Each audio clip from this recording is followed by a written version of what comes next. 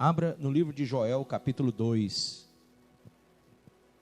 versículo 12, amém? Ainda assim, diz o Senhor, Joel, capítulo 2, versículo 12. Ainda assim, agora mesmo, diz o Senhor, convertei-vos a mim de todo o vosso coração. E isso com jejuns, com choro e com pranto. Rasgai o vosso coração e não as vossas vestes. E convertei-vos ao Senhor vosso Deus, porque Ele é misericordioso e compassivo e tardio em ira-se e grande em benignidade e se arrepende do mal. Quem sabe se não se voltará e se arrependerá e deixará após si uma bênção, uma oferta de manjares e libação para o Senhor vosso Deus? Tocai a trombeta em Sião, promulgai um santo jejum, proclamai uma assembleia solene, congregai o povo, diga, congregai o povo, santificai a congregação, santificai a congregação, ajuntai os anciãos, reuni os filhinhos e os que mamam, saia o noivo da sua recâmara e a noiva do seu aposento, bote assim, da zona de conforto, amém? Chorem os sacerdotes, ministros do Senhor, entre o pórtico e o altar, e orem. Poupa o teu povo, ó Senhor, e não entregues a tua herança ao opróbrio, para que as nações façam escárnio dele, porque hão de dizer entre os povos, onde está o seu Deus? Então o Senhor se mostrou zeloso da sua terra e compadeceu-se do seu povo. Amém? Até aqui diga, Pai, fala ao meu coração e me ensina essa palavra em nome de Jesus. Amém. Pode sentar-se. Após esse prelúdio, nós temos que entender de uma forma espiritual, irmãos, aquilo que a Bíblia diz em Joel, do verso 12 em diante, vai falando sobre a questão da misericórdia de Deus. Alguns que questionam que Deus não se arrepende, né, daquilo que fala, né? É isso? E aqui tem um texto que fala que Deus se arrepende do mal. Aproveitando que um aluno meu me perguntou essa semana, aqui em Joel fala que Deus se arrepende do mal, não da sua palavra. Amém? A palavra de Deus permanece para sempre. Mas o mal, a ira que Deus quer derramar, Ele pode se arrepender. E disso depende cada um de nós. Nós dependemos de que Deus tome uma atitude diferente para conosco. E isso, claro e evidentemente, vai depender da nossa visão espiritual para com Deus. É tanto que ele diz, por favor, leia comigo, acompanhe. Ainda assim, agora mesmo, diz o Senhor, convertei-vos a mim de todo o vosso coração, e isso com jejum, choro e com pranto. Quer dizer, é uma atitude nossa, ele exige algo de nós, para que ele possa realmente tomar uma atitude de arrependimento, em relação àquilo que ele projetou para a nossa vida. Há pessoas que pensam que os planos de Deus para nós são apenas planos de paz. Não. A ira de Deus, a cólera de Deus pode ser derramada sobre os filhos da desobediência. Quem sabe disso? Levanta a mão. Mas Deus pode mudar tudo? Pode. Lá com Nínive, em certo momento, no período de Jonas, Deus mudou. Era para destruir e depois não era mais. E Jonas ficou até irado com Deus, não foi? Ô Senhor, por isso que eu não queria ir lá, porque o Senhor, eu sei que o Senhor vai se arrepender do que fala, né? O Senhor falou que ia destruir, agora o Senhor está dizendo que não vai mais destruir. Quer dizer, eu fui lá dizer uma coisa, agora tenho que dizer o que eu disse. Deus não se arrependeu da sua palavra, e sim daquilo que ele iria praticar, o seu juízo. Amém? Deus é justo? É. Mas no momento que eu me arrependo, a justiça de Deus continua imperando em mim? Sim. Ou para a minha desgraça, ou para a minha bênção. Ou para a minha destruição, ou para a minha salvação. A justiça de Deus vem. Amém? O que nós podemos tirar, aplacar, é a ira do Senhor. Quem lembra de Davi na eira de Araúna? Davi, então, resolveu fazer um sacrifício. Por quê? Porque um anjo do Senhor estava dizimando, destruindo os seus soldados, seu povo, né? E ali Davi chamou a atenção de Deus da seguinte forma: ele chegou e fez um sacrifício. Ele comprou bois, né? Araúna quis dar-lhe os bois, a lenha, tudo. Ele disse: não farei ao meu Senhor um sacrifício que não me custe nada. Lembram disso? Quem lembra? Levanta a mão. Então ele comprou tudo com bom preço. Ele pagou realmente o preço que valia aqueles bois, aquela madeira e tudo o que ele sacrificou naquele momento, inclusive a terra, o local. E por que ele o fez? Porque ele queria aplacar a ira de Deus. Diga para o seu irmão: ninguém aplaca a ira de Deus se não houver um sacrifício pessoal. Amém, pessoal? Quem entendeu isso? Às vezes a gente diz: eu vou até Deus sem sacrifício. Eu vou para a igreja, volto, tudo bem, tudo tranquilo, tudo em paz. Nós temos que ter uma comunhão direta com Deus. E essa comunhão direta com Deus, ela requer de nós um sacrifício de vida. Tem que ser entendido em muitos aspectos. No aspecto matrimonial, no aspecto espiritual, no aspecto familiar, né, como um todo, pais e filhos e etc. No aspecto financeiro, quando nós somos dizimistas e ofertantes na casa do Senhor, também no congregar, no não agregar, mas congregar na casa do Senhor. Em agregarmos não a nossa vida, mas valores ao corpo de Cristo. Ou seja, quando alguém olha para a igreja e diz: olha, essa igreja ela é muito boa por causa disso, disso e disso. Eu vejo lá irmãos que são assim, assim, assim, que têm talentos, que têm dons, que têm amor no coração. Então nós estamos agregando valores à igreja. Amém? Isso alegra o coração de Deus. Então nós não devemos somente congregar, mas devemos agregar à igreja valores. Nós nos congregamos na igreja, no corpo de Cristo, mas nós não podemos entrar aqui apenas para congregar. Quem está entendendo? Você não veio aqui só sentar numa cadeira e ouvir o pastor falar. Você veio aqui para congregar, entrar, fazer parte do corpo. E quando você vem, você não pode deixar de agregar valores espirituais, valores que vão trazer ao corpo a beleza da santidade de Deus. Por isso que Deus requer que o corpo seja sarado, santificado. Entende? Quando você, homem ou mulher, vai para uma academia, você vai para deixar o corpo o quê? Sarado. Não é isso? Você quer que o seu corpo, você quer perder aquela barriguinha, você quer ter mais saúde. Assim é o corpo de Cristo no exercício da palavra, no exercício da fé, no exercício do amor, no exercício da justiça divina, no exercício da palavra de Deus, nós somos sarados. Amém? Vamos ver aí na Bíblia. Diz assim, peraí, deixa eu pegar o óculos para enxergar. Diz assim: rasgai o vosso, o quê? Rasgai o quê? Coração? Como que rasga o coração? Tainá, como é que eu rasgo? Eu pego o coração, aí eu morro. É assim não? Como que eu rasgo o coração? Como que eu rasgo o coração? Ronald, como é rasgar o coração? Interessante isso, né? Claro que isso é uma visão simbólica. É que o coração é o centro das emoções, é o centro das decisões. Quem lembra disso? É o centro do intelecto humano. Então eu rasgo o meu eu para ser a expressão da vontade de Deus. Rasgar realmente é morrer para nascer de novo. Rasgar é me anular para ser como Deus. Amém? Jesus tinha duas naturezas: a natureza humana e a natureza divina. Nós também temos duas naturezas: a natureza humana e a natureza divina. Agora presta atenção você. Se em mim reinar a natureza humana, eu serei carnal.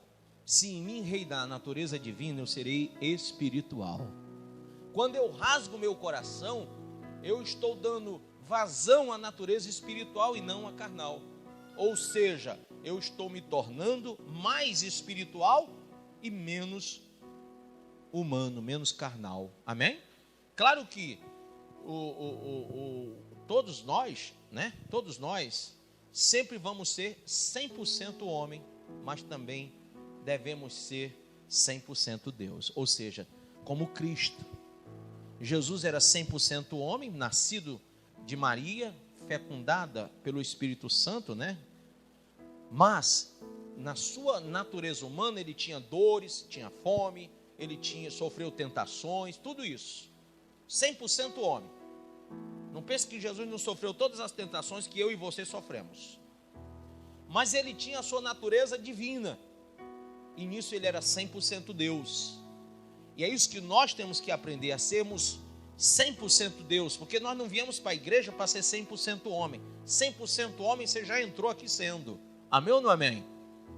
Quem nasceu de homem e mulher, quem está nesse mundo, quem está respirando, tem a natureza 100% homem.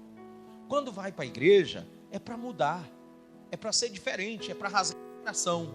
Quem está entendendo até aqui? E quando você rasga o coração de verdade, você mata uma natureza em prol de outra. Você mata o descaminho por outro caminho. E aí é se tornar 100% espiritual. Amém até aí? Então vamos ver. Rasgai o vosso coração e não as vossas vestes. Porque naquela época havia uma prática dos sacerdotes, quando eles queriam demonstrar que estavam indignados, ou enfim, havia alguma coisa que profanava o templo, eles rasgavam as vestes. E aquele ato de rasgar as vestes era comum entre os religiosos. Era um estereótipo da religião. Deus não quer o estereótipo da religião em nós. Claro que é importante eu ter o estereótipo da religião, mas isso não é o bastante. Porque só com o estereótipo da religião eu vou continuar sendo 100% homem. Então ele diz, não rasgue suas vestes, mas rasgue o seu coração. Porque aí você vai ser 100% espiritual. Amém? Vamos lá. Vamos lá. Convertei-vos ao Senhor, vosso Deus, porque Ele é misericordioso. Para quem? Para quem se converte. Quem não se converte não tem misericórdia, sim ou não? Mas quando a gente se converte, a Bíblia fala que Ele exerce a sua misericórdia.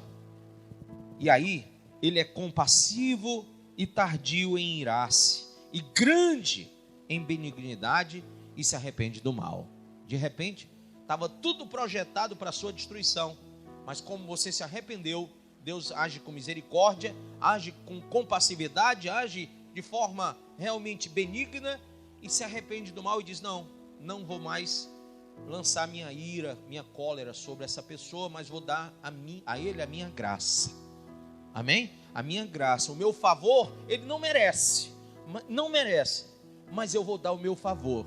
Eu vou ministrar o amor, vou ministrar o perdão, vou ministrar as bênçãos infinitas que eu tenho para dar sobre ele, se ele se arrepender do seu mau caminho. Amém? Então é isso. Vamos até lá. Até aí tudo bem, né? Quem sabe, diz a palavra no verso 14, se não se voltará e se arrependerá, e deixará após si uma bênção, uma oferta de manjares e libação para o Senhor vosso Deus, tocai a trombeta em Sião, promulgai um santo jejum, proclamai uma assembleia solene. Olha que coisa linda. Congregai o povo. Gente, nós temos que congregar.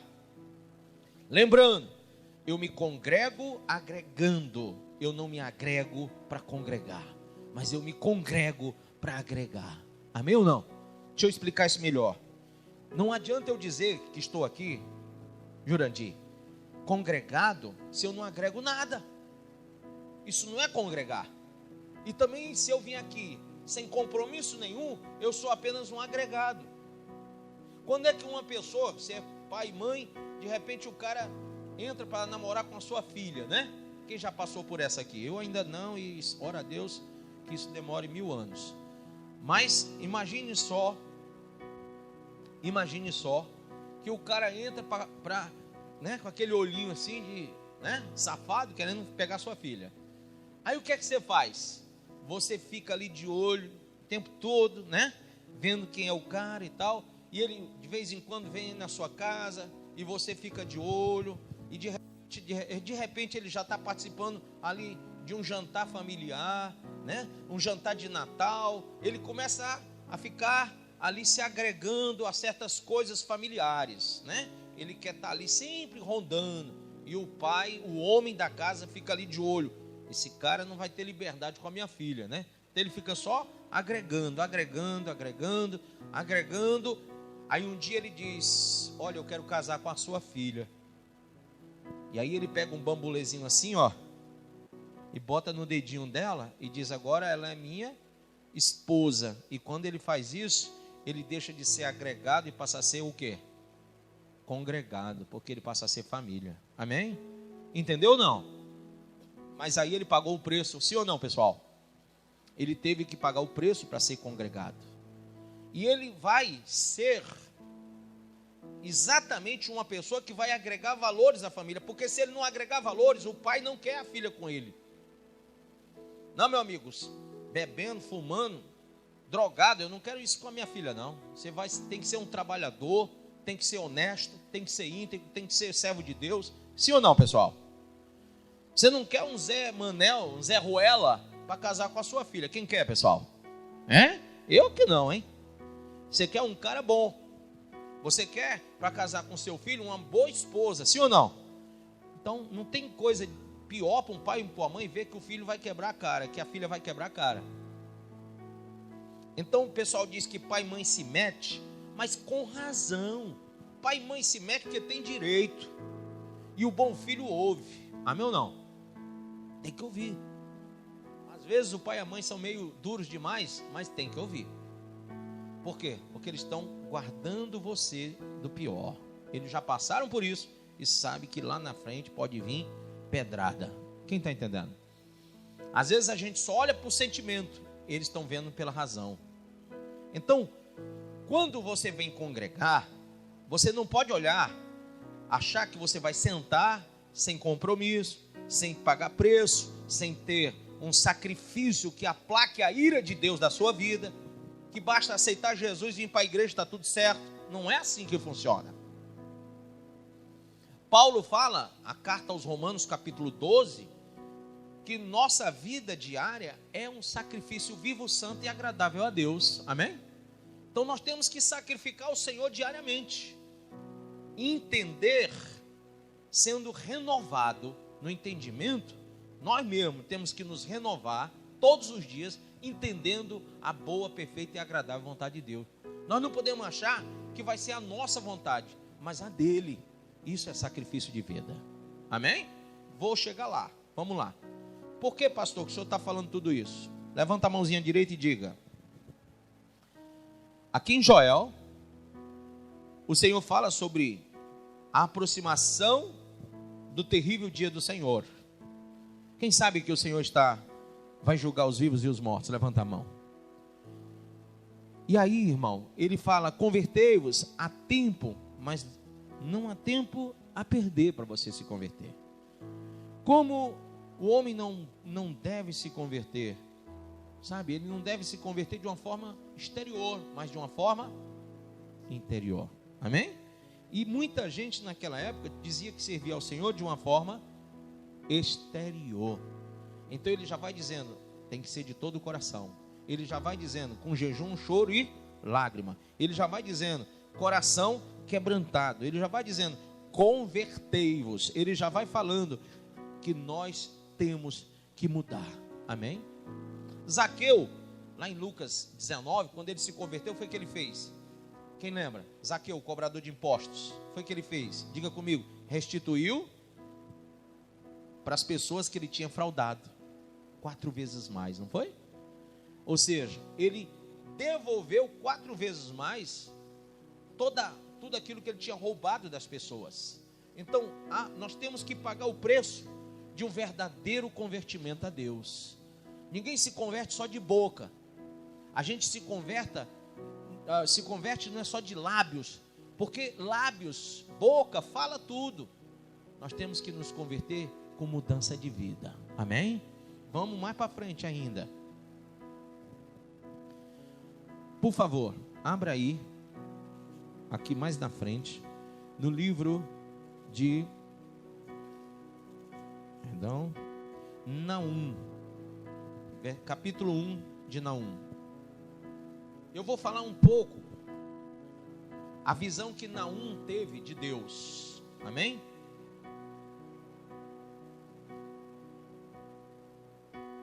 Naum viveu na mesma época de Abacuque, de Sofonias. Nós podemos chamar esse livro uma poesia sobre a queda de Nínive. A queda de Nínive. É interessante que Nínive é a capital da Síria, né? E naquela época a Síria havia dominado o Oriente Médio, mais ou menos no ano 612 a.C. Hoje nós estamos tendo problema na Síria de novo, né? Aí as guerras que estão havendo ali, né? São 6 anos de destruição naquele local, 400 mil mortos. E ontem, ou foi anteontem, os Estados Unidos bombardeou ali por causa de armas químicas que eles lançaram sobre a própria nação, né? O governo do presidente da Síria, né? Eles mesmos mandaram sobre seu povo e mataram crianças. 70 pessoas morreram até agora. E aí os Estados Unidos mandou aí mais de 58 bombas para aquele local, né? Mísseis. Imagine que isso pode trazer um mal maior. A Rússia, que é aliada da Síria, pode se levantar contra os Estados Unidos e iniciar aí uma terceira guerra mundial. O negócio está bem complicado ali. Mas isso tudo faz parte dos últimos dias, faz parte do que a Bíblia anuncia. Amém, pessoal? Vamos ver. Aí no livro de Naum, capítulo 1, diz: sentença contra Nínive. Livro da visão de Naum, o Elcosita. O Senhor é Deus, o quê? Grife aí, Ele é zeloso. O que mais que Deus é? Vingador. Ah, eu não sabia que Deus era vingador. Pois está aí. Deus é Deus zeloso e também é vingador. Amém? O que mais? O Senhor é vingador e cheio de quê? De ira. Ah, eu não sabia que Deus ele era cheio de ira. Porque agora mesmo nós lemos que Ele é tardio para irar. Mas lembre-se que Ele fica cheio de ira. E aqui vem: o Senhor toma vingança contra os seus adversários e reserva indignação para os seus inimigos. O Senhor é tardio em irar-se, mas grande em poder, e jamais o quê? Inocenta o culpado. Quem entendeu isso? Quem sabe quais são suas culpas? Você não sabe? Deus jamais vai inocentar o culpado que não se arrepender. Comece a conhecer quem é Deus. Ora, diga comigo, número 1, Deus é zeloso.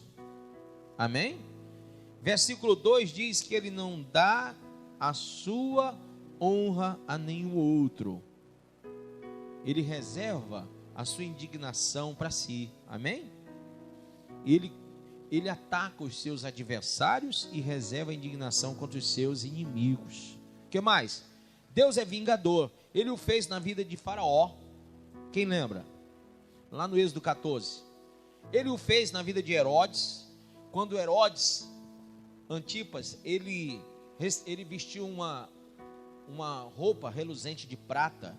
Para quem não sabe, ele estava no teatro daquela época que ele havia construído, e ele estava lá em Atos 12, com uma roupa muito bonita. Todo mundo olhava, via ele como se fosse um deus. Ele se vestiu como se fosse um deus mesmo.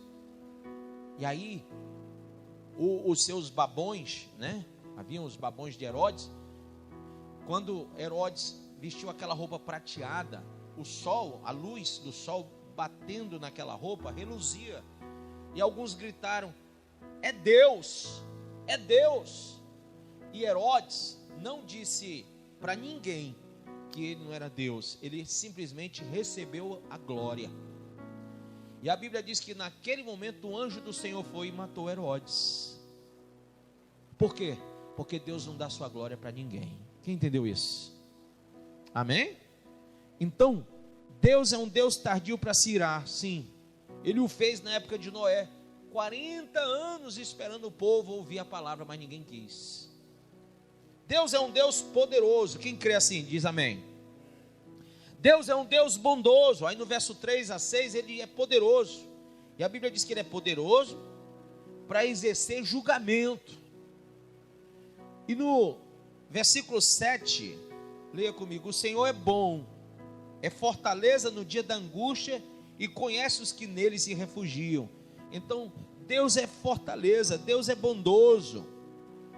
Ele conhece aqueles que nele se refugiam. Ele é fortaleza no dia da nossa angústia, irmão. Mas, lembre-se, apesar da sua bondade, apesar da manifestação da sua graça, apesar de tudo isso, nós temos que entender que Deus também é juízo e justiça. Amém?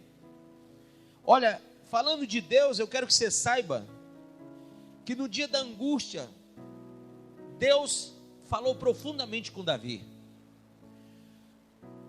Davi o reconhece no Salmo 46 como refúgio na tempestade. Lá em 2 Timóteo, abra comigo 2 Timóteo. Amém? 2 Timóteo capítulo 1. Diz assim, verso 10. E que nesses dias se manifestou pelo aparecimento de nosso Salvador, Cristo Jesus, que aniquilou a morte e trouxe à luz a vida e a imortalidade por intermédio do Evangelho. Então, quando nós recebemos o Evangelho, nós recebemos, diga, a aniquilação da morte, a luz, a vida e a imortalidade. Amém? O Evangelho nos traz isso, irmão. Por isso que Deus, Ele deve ser buscado de todo o coração, para que eu possa conhecer o caminho do Senhor, para que eu possa realmente sentir a necessidade de caminhar com o Senhor e ser galardoado por causa disso. Em vez de eu ser alvo da ira, eu serei alvo da graça. Você pode escolher a que Deus você vai servir e de que forma você vai querer terminar tudo. Mas eu digo para você, é melhor receber a graça de Deus. Amém? Jesus, quando aqui na terra esteve, Ele fala aí, por favor, abra comigo, no Salmo de número 23. Salmo 23. Olha o que diz: o Senhor é o meu pastor, nada me faltará. Amém? O que mais que diz? Em verdes pastos me faz descansar, e águas tranquilas, pelas águas tranquilas Ele guia a minha vida em paz. Restaura-me o vigor e conduz-me nos caminhos da justiça por amor do seu nome. Ainda que eu andasse pelo vale da sombra e da morte, não temerei mal nenhum, porque o Senhor está comigo. A sua vara e o seu cajado me consolam ou me protegem. Preparas perante mim, na presença dos meus inimigos, uma mesa, unge a minha cabeça com óleo. E aí ele diz: o meu cálice transborda. Esse cálice transbordante pode ser o cálice da bênção, não pode? Sim ou não? Pode. Mas também pode ser o cálice da ira. Pode ser o cálice da ira. Esse cálice transbordante, ele tem vários significados. Vamos aí no Salmo de número 116. Salmo 116, verso 13. Elevarei o cálice da salvação e invocarei o nome do Senhor. Quem quer levar o cálice da salvação? Levanta a mão e diga, segure o cálice da salvação e diga: eu levarei esse cálice. Amém? Pastor, que outro cálice Ele nos oferece? Veja aí, o cálice da ira. Isaías 51. Você pode levar o cálice da ira também. Depende da sua decisão. Isaías capítulo 51, versículo de número 17.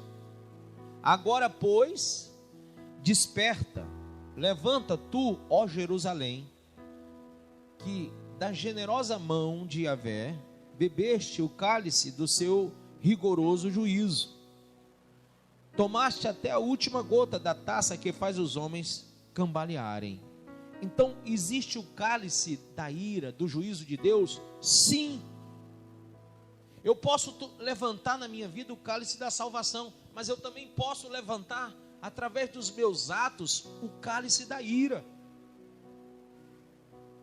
E aí eu tenho que estar realmente atento para que tipo de vida eu quero levar diante do Senhor. Jesus carregou sobre si o cálice do sofrimento. Isaías 53 diz que pelas suas pisaduras nós fomos sarados. Por que Jesus carregou o cálice do sofrimento? Para tirar de nós a ira de Deus, para tomar de nós o cálice da ira. Sabe, ele fez assim, ó. Por favor, vem cá, meu filho, vem cá, você. Ele aqui tinha um cálice da ira e o cálice da salvação. Então, esse irmão, ele está com o cálice da ira. Eu estou com o cálice da salvação. Eu dou a ele o da salvação e tiro dele o cálice da ira. Amém? Isso é a graça de Deus. Gente, ele pagou algum preço? Quem pagou o preço foi Deus, entregando Jesus. Mas o cálice da salvação, diga o cálice da salvação, que agora está na mão dele, vai trazer para ele o cálice do sofrimento, o cálice da autonegação, o cálice da autorrejeição, o cálice da perseguição. Ele não vai simplesmente achar que vai tomar assim, ó, e vai ser gostoso. Tem gente que acha que ser cristão é gostoso. O cálice da salvação fez para Jesus o sofrimento. Amém? O cálice da salvação trouxe para Jesus provação, dificuldade. Então, quem aqui quer a salvação? Levanta a mão. Se você quer sustentar o cálice da salvação, você vai ter que tomar a sua cruz e negar-se a si mesmo. Não é fácil beber o cálice da salvação, mas Jesus tirou o que era pior, o cálice da ira, o cálice do juízo, o cálice da destruição eterna. E esse cálice da destruição eterna, ele tirou de você, porque esse cálice você não podia fazer nada contra ele. Ninguém pode pagar o preço pela sua alma. Ninguém pode restaurar-se sozinho. Então, aquele que carregava o cálice da ira ia morrer eternamente. Ele tirou de você aquilo que você não poderia fazer. E ele lhe deu um cálice que depende agora de você. Amém? Depende de você estar disposto a negar-se a si mesmo para seguir Jesus. Depende de você agora realmente aplacar a ira de Deus através de sacrifício vivo, santo e agradável. Pagar o preço de uma vida ilibada, de uma vida santa, de uma vida correta, com compromisso, de congregar agregando valores e não apenas congregar para receber o mérito ou as benécias de ser corpo. Às vezes a gente pensa que a gente entra na religião ou entra na congregação para recebermos as benécias, a benevolência de Deus. E o que Deus quer ver em nós não é somente o congregar, mas aquilo que nós fazemos quando congregamos. Quantas almas estamos ganhando? Amém ou não amém? Qual é a nossa mudança de vida, de comportamento? O que deixamos para trás para seguir Jesus? A nossa fidelidade, o nosso amor para com a obra de Deus, a nossa dedicação. Olha o que Davi disse: Senhor, o zelo pela tua casa me consome. O zelo pela tua casa me consome. Será que você tem sido consumido de zelo? É isso que nós temos que entender, irmão. O cálice da salvação pode trazer para você indiferença social. O cálice da salvação pode trazer para você que parentes, que amigos, que vizinhos te rejeitem, porque você agora é cristão. Agora você não bebe mais, não fuma, não se droga, não se prostitui. E aí os teus colegas de colégio vão te rejeitar. E alguém vai dizer, rapaz, é careta, é quadrado, é crente. O cálice da salvação quer dizer passar por isso, meu pastor? Sim. Mas foi por isso que em Isaías 53 ele carregou sobre si as nossas dores e as nossas enfermidades. O castigo que nos traz a paz ele levou sobre ele, e pelas suas pisaduras fomos o quê? Sarados. Se você é corpo de Cristo, você é sarado. Se você é corpo de Cristo, você está santificado. Você congrega para se santificar, para se purificar, para se restaurar, para se transformar.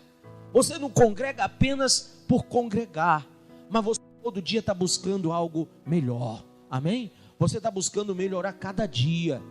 Você está buscando ser perfeito como perfeito é o vosso Pai. Sede perfeito como perfeito é o vosso Pai. É assim que a Bíblia fala. É assim que a Bíblia ensina a todos nós que sejamos. E aí, eu quero concluir essa palavra, irmão, lembrando a você. Diga: Jesus tomou o meu lugar. Diga: Jesus tomou o meu lugar. O cálice que o Pai lhe deu era para ser meu. Nesse cálice, diga, neste cálice, ele viu a ira de Deus sobre os nossos pecados. Diga, neste cálice, ele viu a incredulidade das pessoas. Nesse cálice, ele viu o pecado do mundo inteiro. Mas o Senhor tomou o cálice. Sabe, ele estava lá no Getsemane, capítulo 26 de Mateus, se você não sabe, no versículo 36 em diante, Jesus ora, e na sua agonia, mas também no momento de abnegação, de solidão, de luta em oração, de confronto, também de vitória, porque ele venceu. Naquele momento, ele ora ao Pai e diz, veja aí comigo. Em seguida, verso 36, foi Jesus com ele a um lugar chamado Getsemane e disse a seus discípulos, assentai-vos aqui enquanto eu vou ali orar. E levando consigo a Pedro e a 2 filhos de Zebedeu, começou a entristecer-se e angustiar-se. Diga, o cálice da angústia e o cálice da tristeza. Alguém me perguntou assim, inclusive foi um pastor, um pastor pode sentir tristeza, depressão?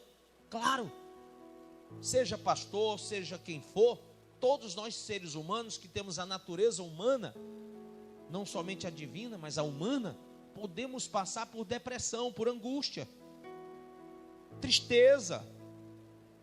A tristeza que Jesus sentiu foi até a alma. Então, nós não podemos ser melhor do que ele. Quem entende isso? Aí ele diz, entristecer-se e angustiar-se. Então lhes disse, a minha alma está profundamente o quê? Triste. A minha alma está profundamente triste, até a morte. Até a morte. Tem gente que diz assim, rapaz, eu não sabia que ser cristão, que ser crente, que ser convertido podia me trazer essa tristeza. Porque o evangelho de hoje é o evangelho do oba-oba. É o evangelho do pula-pula, da alegria. As pessoas querem estar na alegria. Mas Jesus, quando veio, ele pegou o cálice para nos entregar. E esse cálice é o cálice da salvação. Mas quando ele pega o cálice da salvação e nos dá, ele recebe o outro cálice que estava na nossa mão, que era a punição, a ira sobre os nossos pecados. E isso trouxe a ele tristeza até a morte.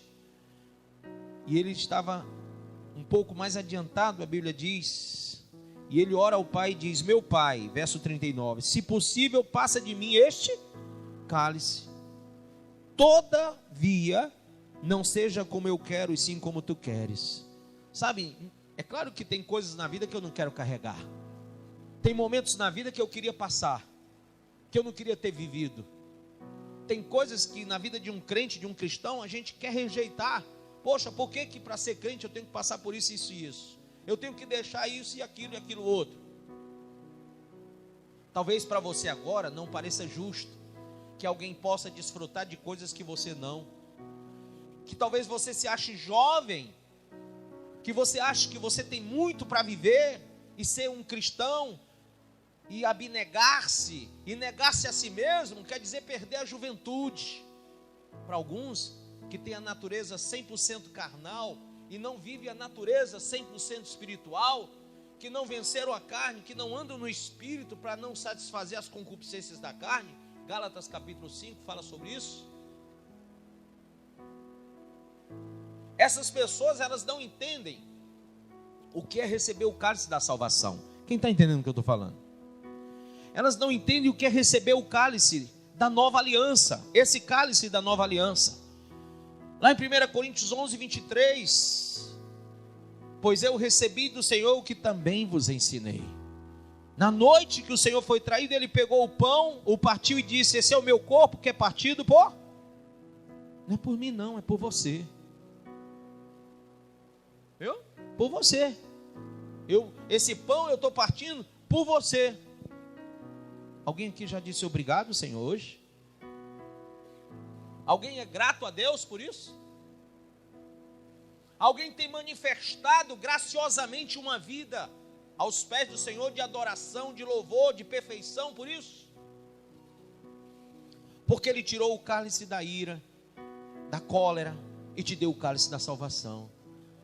Aí você diz: puxa, mas esse cálice da salvação é tão difícil de carregar, tão pesado. E o outro cálice da ira parecia tão leve, tão suave, tão gostoso. As aparências enganam. As aparências enganam. Cuidado com as aparências. Cuidado, porque degustar o pecado é bom. O pecado não é uma coisa ruim de ser degustado, de ser vivido. Viver no pecado é fácil, irmão. Agora viver na graça de Deus, viver misericórdia de Deus, viver no cálice da salvação, realmente é difícil, não é gostoso. Eu não posso falar que é. Não é gostoso você abnegar, você negar a si mesmo, não é gostoso. Mas eu vou dizer uma coisa para você: não é gostoso para aquele que não tem uma natureza divina. Quando nós compartilhamos com Deus da natureza divina dele, quando nós rejeitamos a natureza carnal e passamos a viver espiritual, viver em Cristo é uma realização pessoal. Amém? É dizer: alegrei-me quando me disseram vamos à casa do Senhor. É dizer: tudo eu posso naquele que me fortalece. É dizer: todas as coisas me são lícitas, mas nem todas me convêm. E quando ele partiu o pão, ele disse: este é o meu corpo que é partido por vós. Comei em memória de mim. Semelhantemente, ele toma o cálice e disse: esse cálice é a nova aliança no meu sangue. Fazei isso todas as vezes que beberdes em memória de mim. Também derramou o sangue por você. Ele foi pregado na cruz por você e ele foi derramado o seu sangue por você. O castigo da cruz, a vergonha da cruz, a dor da cruz, o sofrimento da cruz não era dele, era nosso. Mas ele negou a si mesmo, negou a sua forma divina, saiu do seu reino celestial, desceu, segundo o livro de João, capítulo 1. Veja que coisa linda. E o Verbo se fez carne e habitou entre os homens. E ele habitou entre nós, sendo o unigênito Filho de Deus, para se tornar não mais unigênito, mas primogênito. Sendo ele o primeiro, ele disse: mas agora eu vim para que todos recebam e sejam feitos filhos de Deus. Não filhos nascidos da carne, mas nascidos da vontade de Deus. Quem está entendendo o que eu estou falando? Então, você não vai só cear, você vai participar do cálice da salvação. E aquele que vai participar do cálice, a Bíblia diz: examine-se o homem a si mesmo antes de comer o pão e beber o cálice, porque aquele que come e bebe indignamente o faz para a sua condenação pessoal. Aí eu quero que você entenda, isso não é uma maldição para você, isso é um livramento, para que você entenda que esse cálice, ele não é apenas um copinho de plástico com suco de uva dentro. Esse cálice é muito mais do que isso.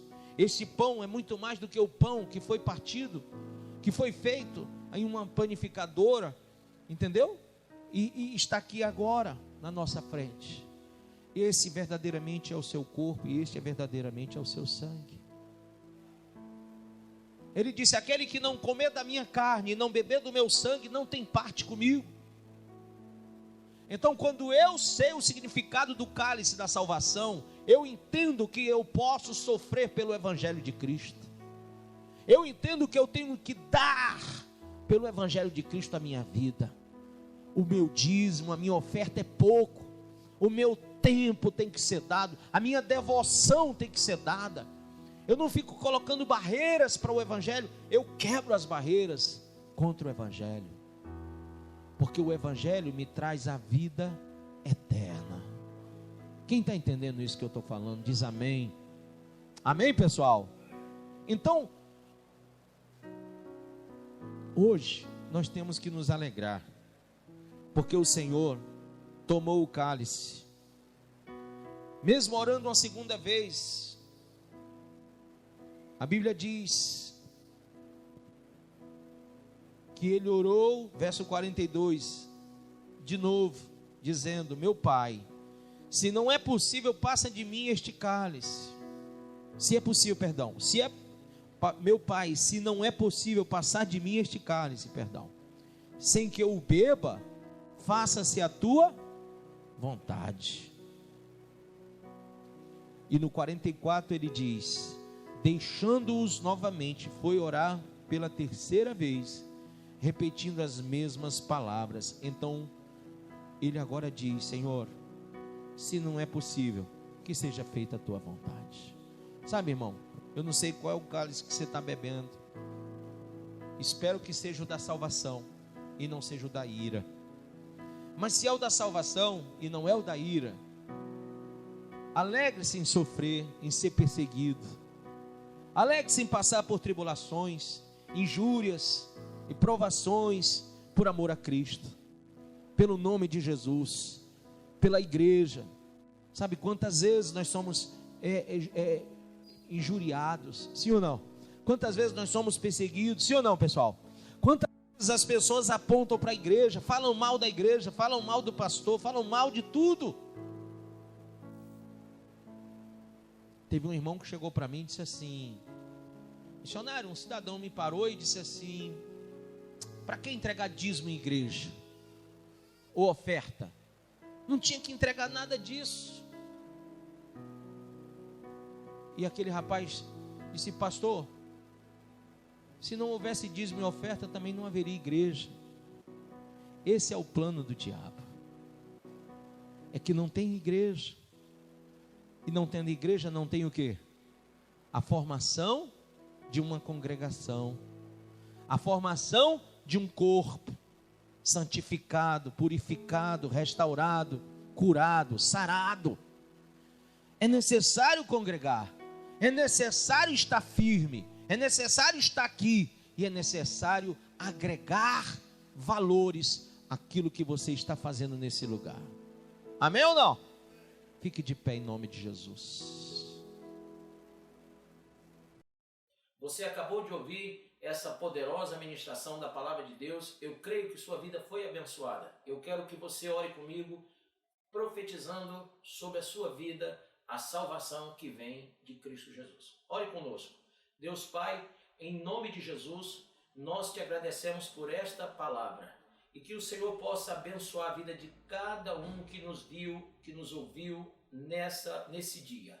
Deus Pai, em nome de Jesus, que esta pessoa esteja agora entregando a sua vida, recebendo a salvação que vem do Senhor. Pois assim, Pai, nós profetizamos salvação, cura, libertação, em nome do Pai, do Filho e do Espírito Santo de Deus. Amém.